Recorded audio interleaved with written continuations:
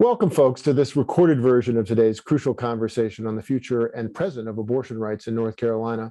I'm Rob Schofield of NC Policy Watch. Thanks for joining us. We had a little technical difficulty with the initial recording of the event. We wanted to make sure you got a chance to see the whole thing. So I've asked Romano, our moderator from Pro-Choice NC, to take us back to the beginning of the conversation, set us up again, and pose the first question to one of our panelists, Camille Adair. And then we'll get on with the rest of the conversation. So Tara, take it away. Oh, thanks so much, Rob. And so thanks to NC Policy Watch for hosting us. So I'm Tara Romano. I'm the Executive Director at Pro-Choice North Carolina.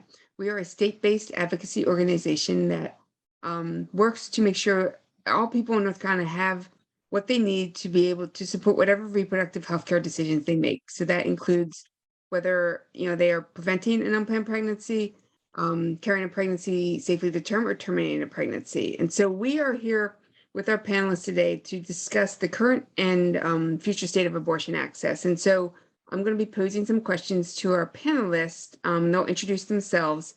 And then, so we're going to have some Q&A at the end, but for the way it's going to be set up is the first part is going to discuss the current state of abortion access. And then the second part is going to discuss potentially the future state, what we see might happen after the decision comes down later this year, potentially in June, around the Mississippi court case from the Supreme Court. So I'm going to start by we're going to pose our first question to Camille Adair, who is with the Carolina Abortion Fund, and go ahead and please introduce the fund and then share a little bit about what it is like for people currently trying to access abortion here in North Carolina, some of the issues and barriers that they're dealing with. Thank you so much, Tara, and thank you to everyone watching. My name is Camille Adair. I use all pronouns, and I am the Policy and Movement Building Manager at Carolina Abortion Fund. I'm going to give you guys a quick overview of CAF and what we do. Our fund is 11 years old, and we operate in both North and South Carolina. We have a 15-person board, as well as volunteers in both states who maintain the line for callers with the help of our Director of Client Services. We refer to the line as a warm line, as opposed to a hotline, because we do not have someone answering calls live, but instead have folks who leave a voicemail with the appropriate details, and we will call them back. When a caller needs funding for an abortion, we are able to make pledges to cover the costs for some of the abortion, as well as offer doula support, as well as have a resource pool for available for folks who need practical support. Typically, when someone is seeking an abortion, they are often also needing help seeking childcare, seeking coverage for travel costs, time off from work, and oftentimes in our service area are having to navigate what we call a provider shortage as well. We know that any distance people have to go to seek and manage an abortion is too much, but in North Carolina, the anti-abortion legislation and abortion restrictions leave us with very little options. And Tara, I believe you also have a question for Ann Webb from the ACLU of North Carolina. Sure. Well, thank you so much, Camille. And so next we'll go to Ann Webb with the ACLU of North Carolina. And so Ann, can you just share with us a little bit about the restrictions that currently are on the books here in North Carolina? We are already considered a hostile state. We're certainly maybe not as hostile as some of our southeastern neighbors, but we're also considered a hostile state for abortion. So Ann, if you can just share with us some of the restrictions that are already on the books here in North Carolina. Thanks. And I just want to start by saying, and I think I want to be really clear, we're in a very dire place with abortion access, but right in this moment, abortion is legal in North Carolina. We have access to abortion. Yes, we have very significant restrictions, and we are always here, I think it's accurate to say, kind of one election away from a very substantial loss of access to that right, and now more than ever. But right in this moment, abortion healthcare is available and legal in North Carolina. And so I just want to start by framing it as that we have a lot of very serious restrictions already to access that right to healthcare. In the years since Roe, and especially in the past 15 to 20 years, the legislature has placed kind of one after another kind of new onerous and harmful conditions on our right to access abortion healthcare. And I'm not going to read all of them because you will be, it would take me longer than the 5 minutes that I have. But I wanted to highlight some of the sort of most substantial ones. In 2015, the General Assembly passed a law that increased our state's forced waiting period for access to an abortion from 24 to 72 hours. That means that if someone needs to access abortion care, they have to make contact with the provider and then wait an additional period of time, 72 hours at minimum, to then come back and get access to that care. It's a huge burden on patients, and it's a burden on the system of providing that care. And North Carolina is one of only 5 states with that long of a waiting period. We also have for a long time had a provision on the books that allows nurses and doctors to refuse to participate or assist in providing abortion care. I know from personal experience, I have a close friend who experienced that kind of stigma in a very upsetting situation, and it's very difficult to have that on the books for patients. We also have various regulations that target abortion providers. So extra reporting requirements, requirements that physicians performing abortions after 16 weeks send records and ultrasound images to the North Carolina Department of Health and Human Services. And there are also requirements we also have a 20-week abortion ban on the books, which I'll talk about in just a moment. It's currently enjoined by a federal court. But if an abortion is performed after 20 weeks, physicians must provide evidence that to the state that a medical emergency existed. That's not the kind of thing that happens in most medical care, that we have sort of records being tracked by a state agency in that way.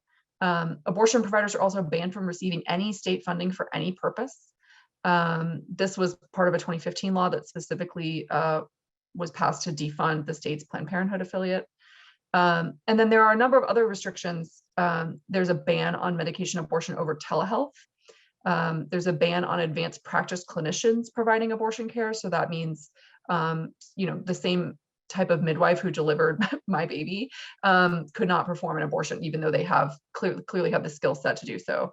And then there are a number of other laws around like how clinics are regulated, certain rules that they have to comply with that don't apply to other similar medical facilities. And then one other piece I just wanted to flag, since it's been an important part of our work in recent times, is that we have a requirement that if a person is under the age of 18, they have to have parental consent in order to receive an abortion in North Carolina. We do have sort of a way around that through the court system. There's a confidential option for young people to seek a waiver from a judge, but even with the various processes there, finding help to get access to a judge, being comfortable having that conversation, a very personal conversation with a judge, is very difficult. And so we know that stands in the way of many young people getting the healthcare that they need. And then just one more thing I want to add is that there's also a requirement that medical providers provide state mandated biased counseling to all of their patients. And this is very concerning as it relates to sort of the physician patient relationship. So I'll stop there because I know I'm going long here and it's a very long list and I didn't even cover all of it. But that's just some of what we've seen in the past few years. Thank you, Hey, Tara, Anne. let me say that I screwed up and we didn't hit the record button at the very beginning of this presentation. You all may have noticed. So we'll go back afterwards and we'll get Camille's commentary and a little bit of the opening. And when we put the package together for our viewers who are probably wondering about this right now as they watch the recorded version, that's why that happened. That was my screw up. I apologize. But go ahead. We'll get this all fixed up. Thank you, Rob. And thank you, Anne and Camille, for your comments. And I think I want to just take a little bit of moderator privilege here to mention how like all those restrictions that Anne has talked about and the many more that have passed really mostly since 2011 is, they're all designed to make it harder for people to provide care. And one of the things that anti-abortion folks will often say is that they don't want to place restrictions on the people who are seeking care, that they don't want to quote unquote punish those folks. But every time you're making it hard for people to provide care, that also then makes it hard for people to access care. And that's something that, all of these things that Anne mentioned, I think Camille would agree are also then impacting how patients who call the Carolina Abortion Fund are able to access care, whether that is like having to wait 72 hours or maybe longer, because the issue is not just the 72 hours, but then whenever you get an appointment, having to listen to a script that is designed to shame people, give them misinformation, scare people, all those things. Like, it all impacts patient care. And really is serving to isolate patients who are trying to get the care that they think that they need, and that they know that they need. So thank you both for your comments. And now we'll go over to Maya, who is with Maya Hart with SisterSong Women of Color Reproductive Justice Collective. And Maya's going to share a little bit, if you can just tell us a little bit about like how abortion access is one part of reproductive justice, and also how often communities of color bear the brunt of these restrictions more so than other communities, or than white communities. Absolutely. Thanks, y'all. Happy Wednesday. Thanks for having me here. I'm going to share my screen here. And I just want to start with a little bit more about who I am, and then I'll move into introducing SisterSong, and talking more about how abortion access fits into the reproductive justice framework. So like I mentioned, or like was mentioned already, my name is Maya. I use any pronouns, and I'm the North Carolina coordinator with SisterSong. I identify as a mixed race, Black, queer mom, reproductive justice organizer, and birth worker. I'm currently transitioning off of the board of the Carolina Abortion Fund, but have been on the board the past 2 years. And as a postpartum doula, I'm also looking to do some more support around lactation. So that's just a little bit more about who I am. And now I want to talk a little bit about the organization I'm with, SisterSong. We were founded in 1997, and we are a national Southern-based membership organization working to build an effective network of individuals and organizations to improve institutional policies and systems that impact the lives of marginalized communities. SisterSong's mission is to strengthen and amplify the collective voices of Indigenous people and Black people and women of color, along with gender oppressed people more broadly, to achieve reproductive justice by eradicating reproductive oppression and securing human rights. And before diving into the framework itself, I just want to name that the reproductive justice framework was developed in 1994 by a group of 12 Black women who recognized the ways in which their identities as Black women were sort of were erased from the conversation around reproductive healthcare. And they really wanted to center, they understood we couldn't talk about healthcare without talking about access and the folks who have historically been, have faced barriers in accessing really necessary healthcare. So that's where the reproductive justice framework was born out of in 1994. And we define reproductive justice as the human right to maintain personal bodily autonomy, have children, not have children, and parent the children we have in safe and sustainable communities. So there are 4 principles to the framework. Every individual has the human right to 1, decide if and when they will have a child and the conditions under which they will give birth. 2, decide if they will not have a child and their options for preventing or ending a pregnancy. 3, the human right to parent the child they already have with the necessary social supports in safe environments and healthy communities and without fear of violence from individuals or the state. And finally, every individual has the human right to bodily autonomy, free from all forms of reproductive oppression. And I highlight number 2 because I think oftentimes when we hear the reproductive justice framework, we think about the Black maternal health crisis and infant mortality. And I just want to make it very clear that abortion access is really at the center of the reproductive justice framework. It's not just about giving birth and raising children, but having access to the knowledge and resources that we all deserve in order to make decisions for ourselves about our own bodies. So that's why number 2 is highlighted, really to show how central abortion really is to reproductive justice. And lastly, I just want to name that reproductive justice is a framework rooted in Black feminism and requires us to center the experiences of historically oppressed communities. So all the barriers that were laid out by Camille and Anne, such as cost, childcare, coverage for other children, transportation, actually getting to appointment, making sure the appointment is actually going to happen. These are all going to primarily impact poor and working class folks, which are disproportionately Black folks and people of color. So again, we just want to make sure we are centering historically oppressed communities and making sure we're pushing the conversation past choice to center access and who is really gaining access to abortion. Thanks, that's all for now.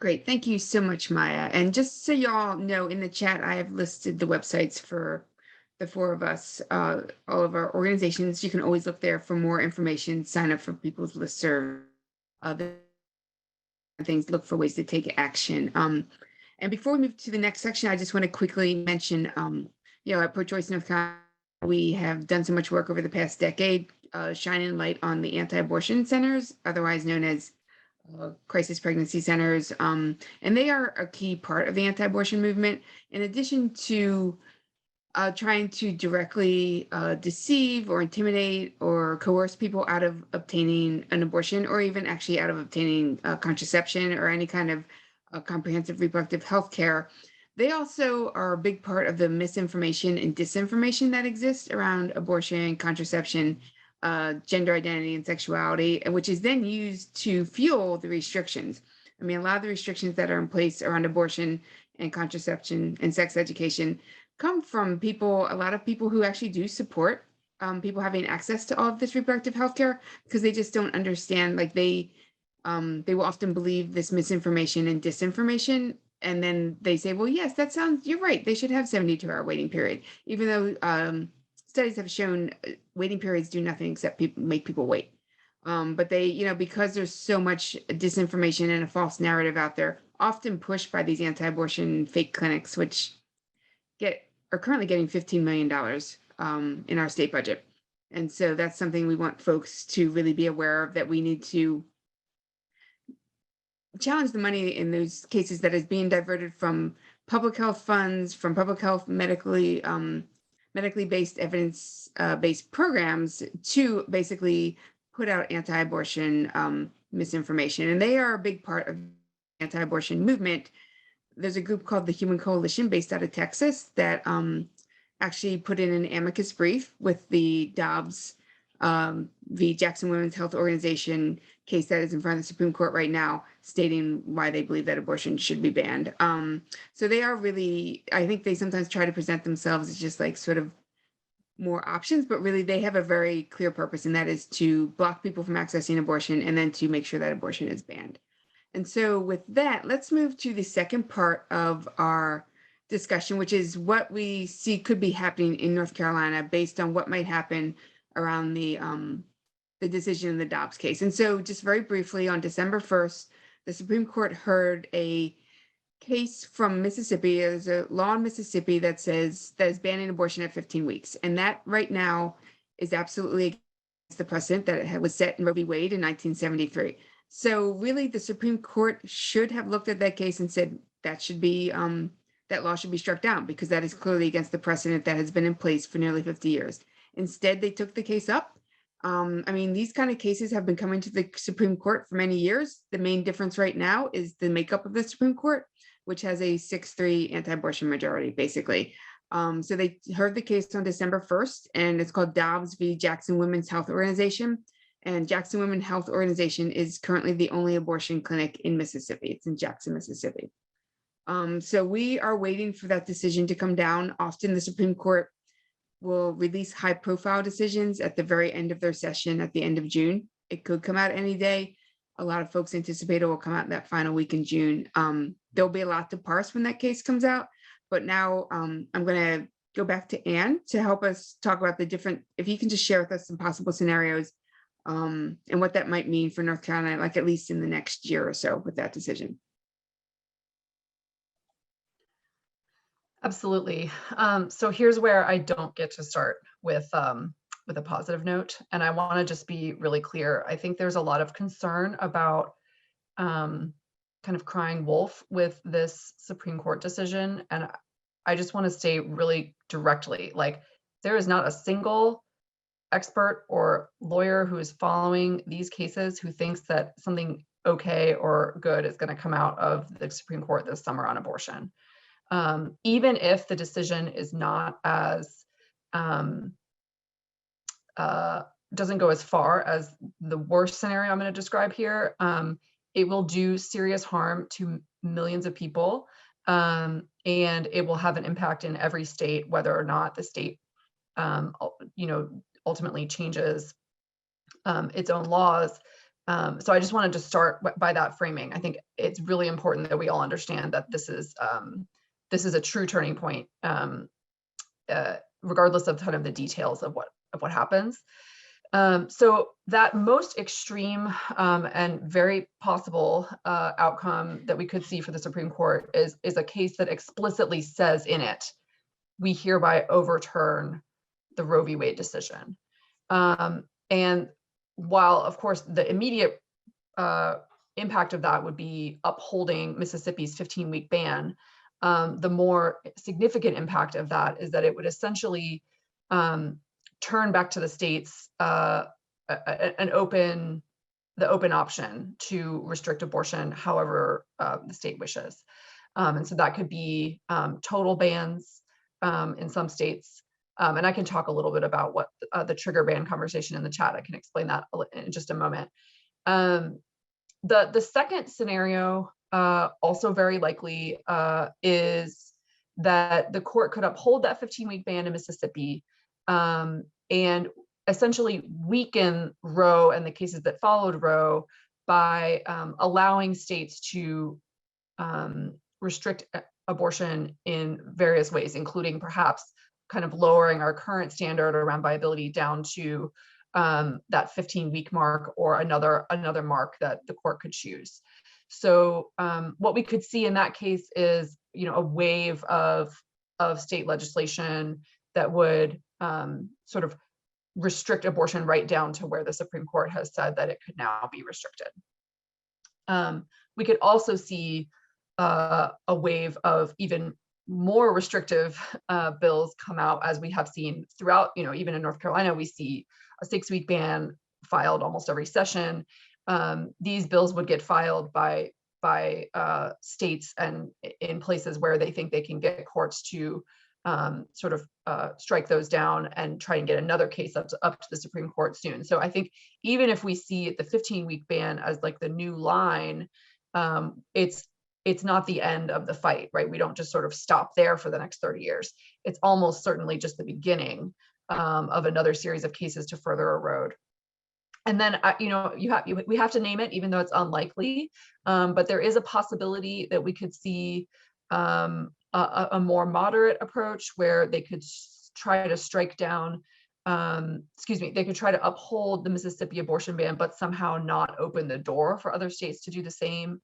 I think it's really hard to imagine how exactly they would thread that needle, but it's not out of the realm of possibility. So those are kind of the three most likely options. There's, of course, the essentially almost certainly not an option that we see the court uphold Roe and sort of maintain the status quo, but that is not something that anyone believes is likely to occur.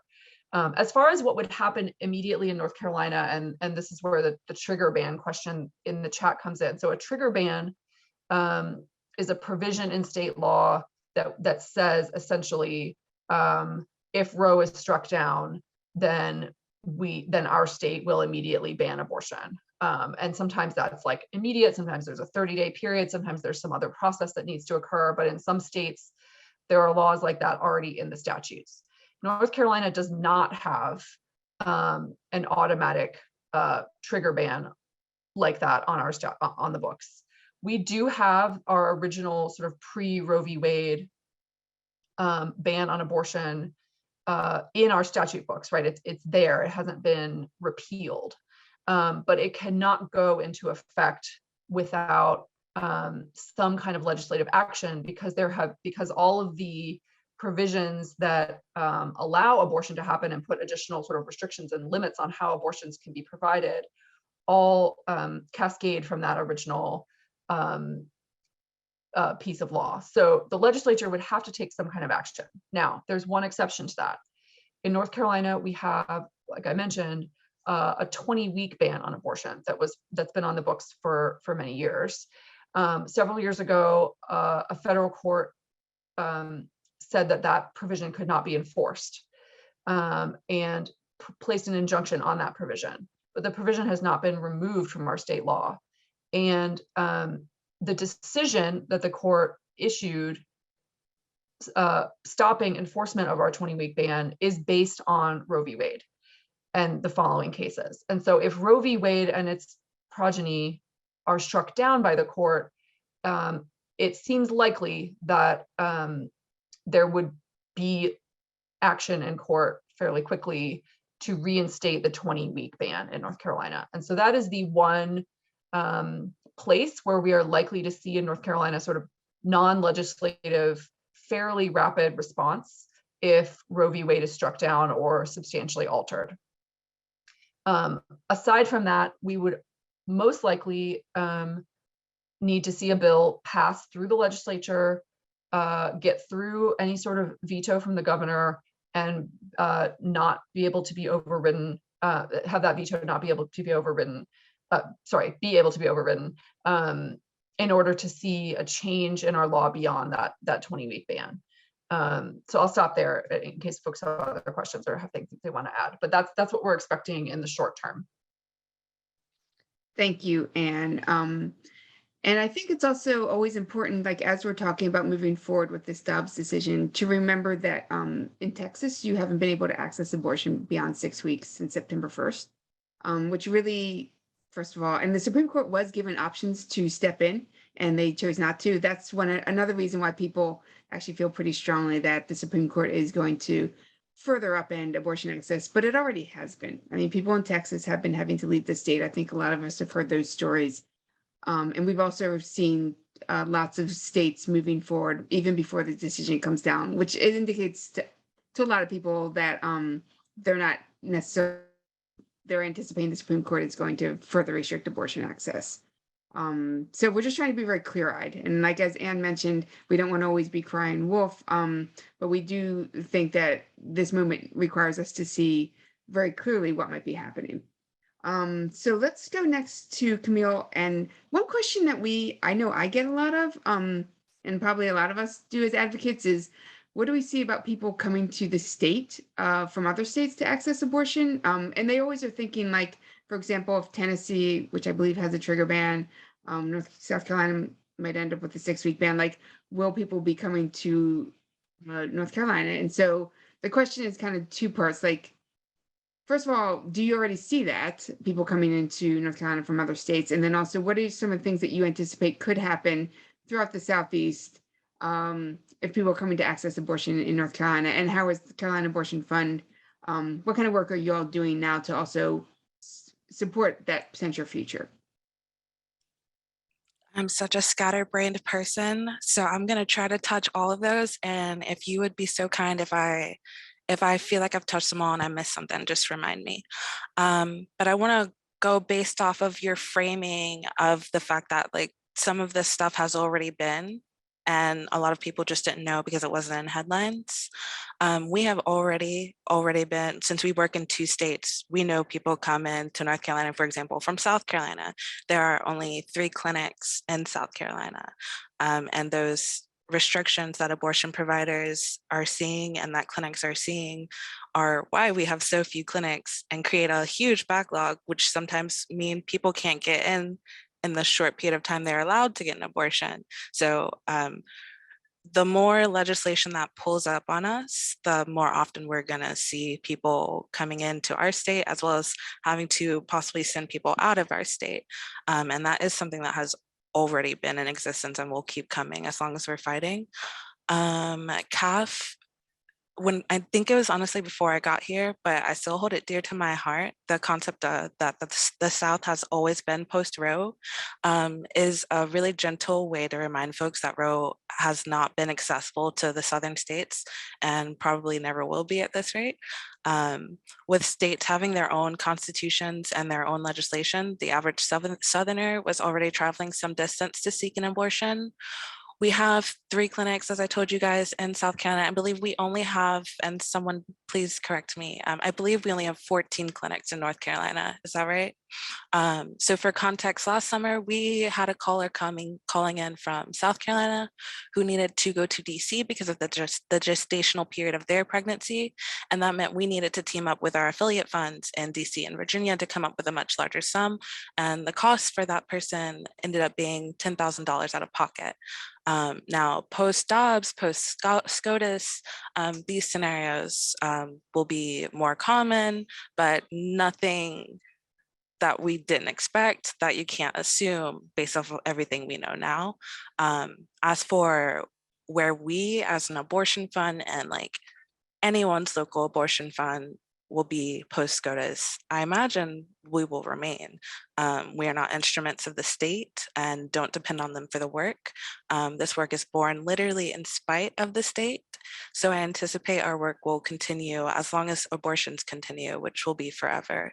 I also feel the need, you guys know I'm the policy movement person. I'm the policy person, but I'm also like the movement person at CAF. So like, I like to talk about policy, but I love to talk about what we can do as the people. And I want to make sure y'all know legislation is just a legal protection. Laws are made up. They literally don't mean nothing. Politicians break them every day. So we will keep having abortions no matter what happens. That's one. And two, power concedes to nothing but a demand. We know that as activists, as people of color, and what we will always do is bolster our community and be the same kind of monster the state wants to be within our community. But when we are radical within our communities, that means we are more loving. That means we are more compassionate. That means we are more resourceful. That means our grandmas are protected so they can keep giving us our specialties and our fish oils. So when you hear us talk about how the legislation is stacked, don't start thinking, oh, well, abortion's going to be over. Start thinking about how you can be a better friend, what you need to do to make your home a safe place. Just think about your role in the community, because you'll have work to do if legislation change. That's all. Thank you so much, Camille. It's always good to be grounded in why we're here doing this work. And I've said this to a number of folks, including reporters, the day after that Supreme Court decision comes down, somebody's going to decide they need an abortion. Like, that's not going to stop. And it doesn't, they're not going to be, it doesn't matter what the Supreme Court says. I mean, abortion has been around since people have been getting pregnant, and people have helped people access the care that they need. And we're going to all continue to do that. And that leads us to Maya to discuss a little bit about the reproductive justice lens around Roe, and how it has been viewed as never being enough, particularly in areas like the South. And then also a little bit of the types of activism that will be required to keep us moving forward through this, even when it feels like it's a really heavy lift, because a lot of things are going to be stacked against people being access to the care they need. Yeah, that sounds good. Thanks, Tara. We could just replay everything that Camille just said, and I think we could be done, but I will try my best to say what Camille said again. But so, just in summary, and as we've heard everyone touch on so far, we know that Roe has never been enough for our communities in the first place, especially in the South. You'll hear folks say over and over again, Roe is the floor, not the ceiling. So we don't want to get stuck on this particular piece of legislation, but as Camille was just saying, think broadly about a longer term strategy of how we can care for each other and keep each other safe when we know abortions are going to continue happening no matter what. So when we move beyond choice and center access, we can truly recognize the barriers poor and working class people face, and Black folks and people of color in particular, our communities are facing as they continue to require accessing essential healthcare. So I want to end us on a little bit, well, not a little bit, a very, very much a positive note, and share SisterSong's vision for reproductive freedom, and then talk a little bit about some ways we can get there. So our vision for reproductive freedom is when all people have the economic, social, and political power and resources to make informed decisions about our bodies, sexuality, and reproduction for ourselves, our families, and our communities in all areas of our lives. And I want to read this again because I think it's really big, but it's really, really hopeful and really exciting and really possible. So just one more time, our vision for reproductive freedom is when all people have the economic, social, and political power and resources to make informed decisions about our bodies, sexuality, and reproduction for ourselves, our families, and our communities in all areas of our lives. So I will leave this up, but I think we've talked in various different ways about some of the concrete actions we can all take, because this can feel really overwhelming. But as was previously mentioned, we can work at it from the policy angle, which I think would also involve advocating for Medicare for all, contacting our local legislators, expanding Medicaid.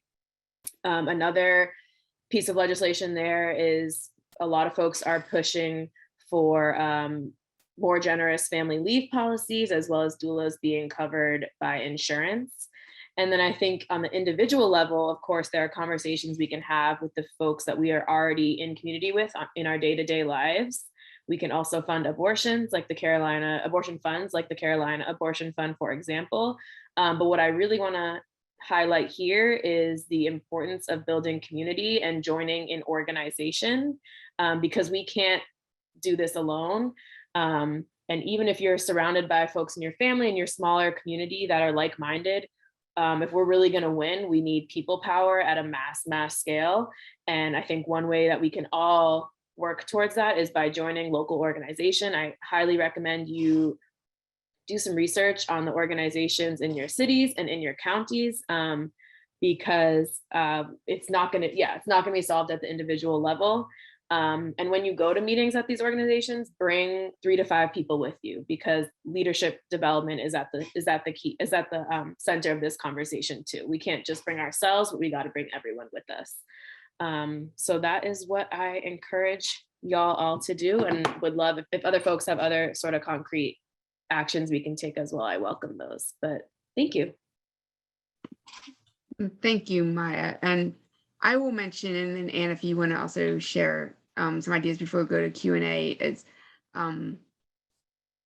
certainly supporting, like thinking big about like what people need to be able to get the support they need to be able to, as they're going to be seeking abortion and other reproductive health care, and including like the independent clinics in your area, because they're often going to be providing care, like just having to sort of think creatively, because we are seeing where, like, as they start to criminalize abortion, like it's going to be going to be trying to criminalize a lot, whether or not it's unconstitutional. Like it feels clear that some of that doesn't seem to matter. So I think really thinking creatively about how we can support the folks who need to get the care that they need. I'm also going to mention voting. Like it is up and down the ballot. There are many ways anti-abortion folks can gum up the works, no matter what the elected office is: clerk of court, DA's office, sheriff's office, county commission, city council, certainly in the state legislature. So we encourage, and then we also vote in judges here in North Carolina, and that's going to be super important. So definitely encourage you to think about reproductive freedom and access to abortion as you're voting your entire ballot. Ask candidates of those questions about reproductive freedom, about where they stand on these issues. And then Anne, if you want to add any actions, and then we'll go to some Q&A. I'm just going to tag along to what you said, Tara, about the importance of voting up and down the ballot, and looking at our state Supreme Court, and just recognizing that this truly is a moment in North Carolina, at least, where we are really one election away from losing access to this right. We'll know for sure what that looks like once we see the Supreme Court's decision in June. But we need to show, the polling shows that the public is generally in support of access to abortion, and we need to come out in the kind of numbers that show that that's truly across the board, both when we're voting, but also in the actions that will almost certainly be organized and planned immediately after the decision. So please keep an eye out for opportunities to join those actions in the weeks following the decision, and in the following months. support our abortion funds, because those are the lifeline for folks as we're working for longer term change. Thank you. And then we can have a couple minutes now for some Q&A. And I don't know if folks, Rob, if there's any questions. There's been some great commentary over in the chat, some questions getting answered as we go along. I'm sure maybe y'all are watching that. One question I wonder if y'all wanted to weigh in was this whole question about contraception more generally, and whether what this debate that we're currently in the midst of bodes for, assuming we get a bad decision in June, for the future of contraceptive rights. Anybody want to weigh in on that one? I can start, and then anyone else please join in. But I definitely, and Anne maybe can speak to this more about in terms of the legal, the legal underpinnings of Roe. But it was, as people are aware, like based on this privacy issue, and that was, it was just 10 years prior to Roe when they, or not even, maybe not even quite 10 years, they legalized access to contraception. On similar lines, people have a right to make these decisions, these private decisions. And so we definitely think that there could be some dominoes falling. We've already sort of seen things teed up around marriage equality and certainly around contraception with potentially Roe falling, particularly if it's completely overturned. And I will say, somebody who's been doing work in the reproductive rights, health, and justice movement for a long time, like, certainly going after contraception is part of it as well. There is, like I mentioned before about the anti-abortion fake clinics, like one thing that they will also do is provide either misinformation or inaccurate information about contraception, or just say people shouldn't use, like, they, it's not part of, like, okay, we want to prevent abortion, so let's prevent unplanned pregnancy, so let's have people get contraception. We've often seen these same folks in that who have those anti-abortion beliefs also are really against people getting access to information about contraception. They often attack sex ed. We don't necessarily see that will be left alone moving forward. So I don't know if anyone else wants to say anything about that.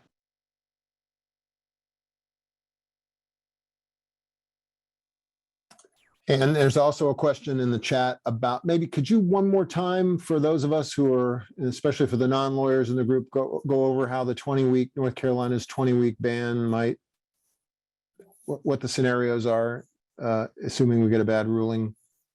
Yes. And so I think what's important to know is that there was a decision in 2019 in federal court that said that North Carolina's existing 20-week ban could not be enforced.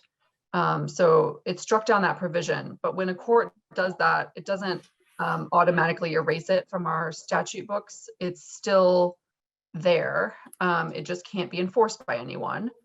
So as a result, it is possible that someone could try to go to that court and say, the decision you made was based on Roe v. Wade and cases after Roe v. Wade. And therefore, this injunction, which says no enforcement of this 20-week ban, should be lifted. And so that would have to, that process would have to happen in court. There would need to be some steps and arguments about that. So it wouldn't be anything automatic. But that is very possible that process could be started quickly if the decision if Roe were struck down. And I can put a link to some more information about the federal case that halted the 20-week ban in 2019 in the chat. Excellent. Thank you. Appreciate that. I'm scrolling through the questions over here. A lot of them are mostly comments and expressions of frustration. This is a nonpartisan event, but I take it some of your organizations will be making endorsements and following the elections very carefully, and perhaps speaking out with endorsements and things like that. Tara, do you want to tell people where maybe they can find more information about that? Sure. I mean, certainly, Pro-Choice North Carolina, we do do some endorsements. We're not a big political organization, but we do some. And so we will be sharing that. And we will, of course, be looking to endorse candidates who really are champions for bodily autonomy and reproductive freedom. And so we will have that on our website.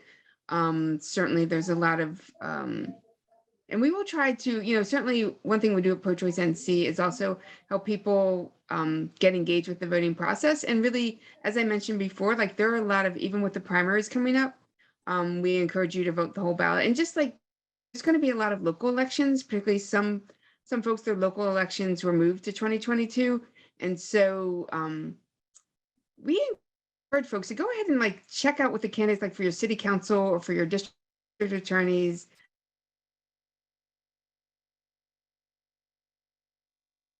People for accessing abortion. And that's something that, but there's going to be other district attorneys who will, and who will not just, they actually won't wait. In Texas, what happened, can everyone hear me? It said my internet connection was unstable. Okay. In Texas, what happened was, I don't know if you all heard about the young Latina woman who was charged with murder, allegedly for self-administering abortion. There was no law that they really could have charged her with. And they said that when they released her, but they went ahead and did it. And so, we see like some of these local offices in particular are going to be places where people might be sort of fighting these battles. And so really encourage you to check out who's on your entire ballot, ask questions of the candidates, figure out where they stand on these issues. In our last 5 minutes, I was going to just, if we don't have any more questions, just give all the panelists an opportunity just to leave us with some final thoughts. And if that sounds good, why don't we go alphabetically? We'll start with Anne.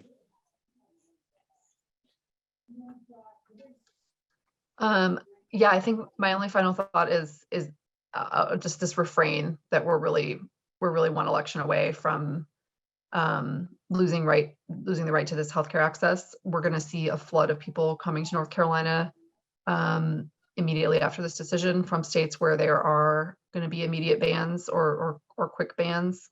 But that our role as sort of an oasis will only last as long as we have full access to healthcare here. So hope folks will pay really close attention to this issue and talk to your friends and neighbors about it. Thank you, Anne. And Camille? I dropped a couple of links in the chat for folks. The first one was a link to our Pledge to Preach campaign. We kind of launched a faith leaders-based cohort, knowing that faith leaders have the power to move the needle on conversations around abortion. If you go to that link and you are a faith leader, you are able to sign up and take the pledge to get connected with other leaders who are concerned about abortion access as well. The other link I posted should have been to the All Eyes on South Carolina campaign as well. We are working in the lull period after crossover and between the SCOTUS decision, trying to garner some of that same amplification and attention that folks have given Texas and other states. We need it desperately in South Carolina. If Roe should fall, South Carolina's landscape is going to change dramatically. So we desperately would love for you guys to be a part of that campaign. Follow up with our policy roundup Wednesdays, where I talk a lot more about South Carolina as well. And truthfully, trying to find it in the chat, I can't remember what my third link was. There it is. Also, there's a link to our Fundathon campaign. Each year, our parent org NAF starts a fundathon for all of the abortion funds. As everyone has said, please support your local abortion fund. And most importantly, do it with your money, because that's what people need right now. And those are all my plug-in points. Thank you, guys. Thank you, Camille. And then Maya. Thanks, y'all. I don't think I have anything new to add. As Camille said, let's keep funding abortions. And I just really encourage folks to take this moment as seriously as it is, but to not lose hope. There's a lot of reasons to hold on to hope. And I encourage y'all to take action in the ways that we've laid out this afternoon. And thank you all for being here. My last point will certainly at Pro-Choice NC, if you sign up for our emails, we'll be doing a lot of the rapid response. We work closely with all of our partners here and a lot of our partners in the state as well. And one thing we are working closely on is making sure that we will provide the analysis of the decision when it comes down. It probably could potentially be more complicated, and we do feel like a lot of folks will try to just sort of flatten out what the decision is and try and like talk about wins and losses in different ways. And we just encourage you to really look to the organizations that were part of this panel and your other organizations to make sure we understand like really what is happening, and always then what we can do. Because I really don't want folks to feel demoralized around any of this. We know that we can do this together, and that's what we're planning on doing. We want to make sure that you have the information that you need. And so that is it for our panel. And Rob, if you want to close us Indeed. out. Thank you so much, Tara. I want to echo that comment. I gave a talk earlier today to a national organization of seniors in action, and I got that same question about, is it hopeless? I'm like, no way, it's not hopeless. And this debate over reproductive freedom is inextricably intertwined with all the other fights we're having right now over everything from the future of democracy to preservation of our environment. All these issues are so closely intertwined, and the failure simply isn't an option. We may have some setbacks, but we have to remain engaged and fully committed to this, because the other side, that's how they've gotten as far as they have. They have been so admittedly dedicated and worked very hard, and we're just going to have to outwork them and outlast them to win this fight in the long run. So hang in there. We will get this recording cleaned up and posted real soon, get some of the initial questions re-recorded and get that all put together in a nice package. We'll urge you folks to share with friends. And thanks so much to all of you for joining us, and keep the faith. And we'll be having another one of these events in the real near future. Also, be on the lookout for Lynn Bonner, our outstanding investigative reporter, has a lot of stories planned in this realm. She has made healthcare, particularly for women and particularly for women of color in our state, a top priority for her coverage. And we expect her to be writing a lot more news reports on this topic as well in the coming weeks. So look for that as well. Anyway, peace, y'all. Thanks so much for this. And we'll see you again real soon. Thanks, everyone. Have a good afternoon.